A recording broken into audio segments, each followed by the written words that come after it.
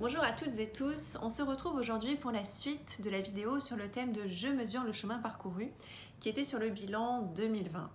Et donc je vous propose dans cette vidéo 4 pratiques pour accueillir 2021 dans la joie et la confiance.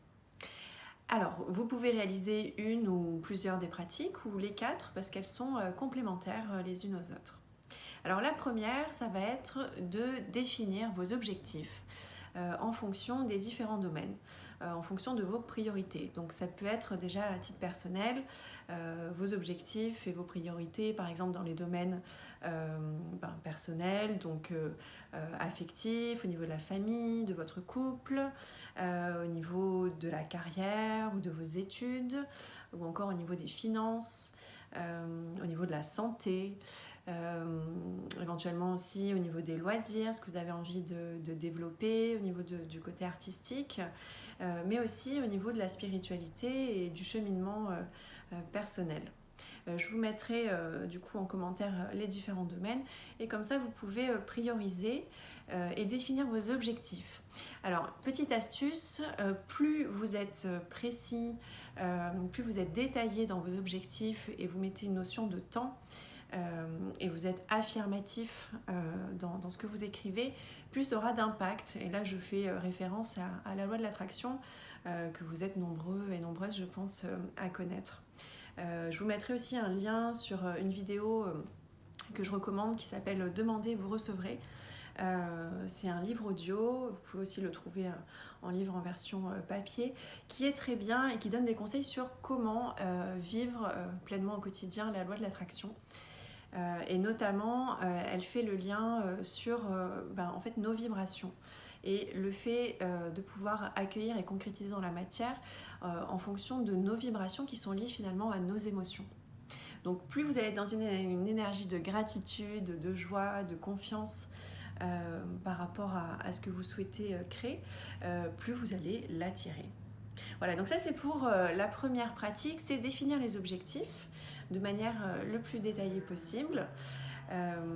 Je vous invite du coup sur la deuxième pratique, c'est ce que j'appelle la lettre d'intention à soi-même. Donc c'est quelque chose que je réalise depuis toute jeune parce que c'est une pratique que me faisait faire ma maman.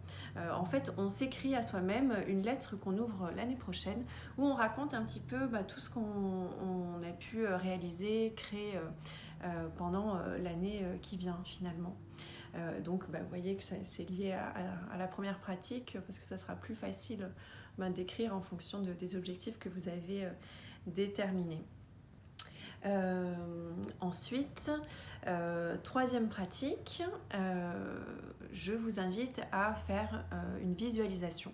Donc ça c'est encore lié à la loi de l'attraction. Vous pouvez visualiser en détail ce que vous souhaitez et faire comme si c'était déjà là. Donc prendre vraiment un temps dédié à cette visualisation. Et en quatrième pratique, donc ça c'est pour ceux qui ont plus le côté artistique, mais bon, on l'a tous en nous, il suffit de le réveiller. Je vous invite à faire ce qu'on appelle un tableau de vision. Donc ça peut être, vous prenez une grande page blanche que vous allez faire des collages, écrire, colorier, peindre, en fonction de ce que vous voulez créer pour cette année.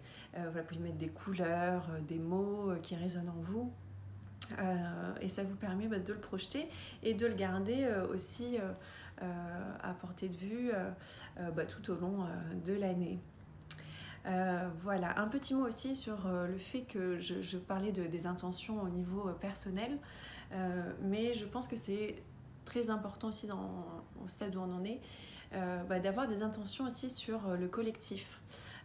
D'envoyer de la lumière, d'envoyer des intentions positives par rapport à ce qu'on veut aussi créer au niveau du collectif, et participer à cet éveil des consciences et à un monde meilleur. Voilà, je vous invite à commenter sur vos ressentis et peut-être si vous avez d'autres idées de pratiques, elles sont les bienvenues.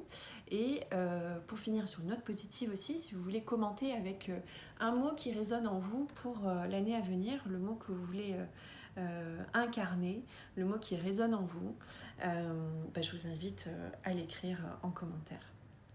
Voilà, prenez soin de vous. Je vous invite à revisualiser la première vidéo sur le bilan 2020 si vous n'avez pas pu la voir, vous n'avez pas encore vu. Et je vous dis à très bientôt, passez de belles fêtes de fin d'année.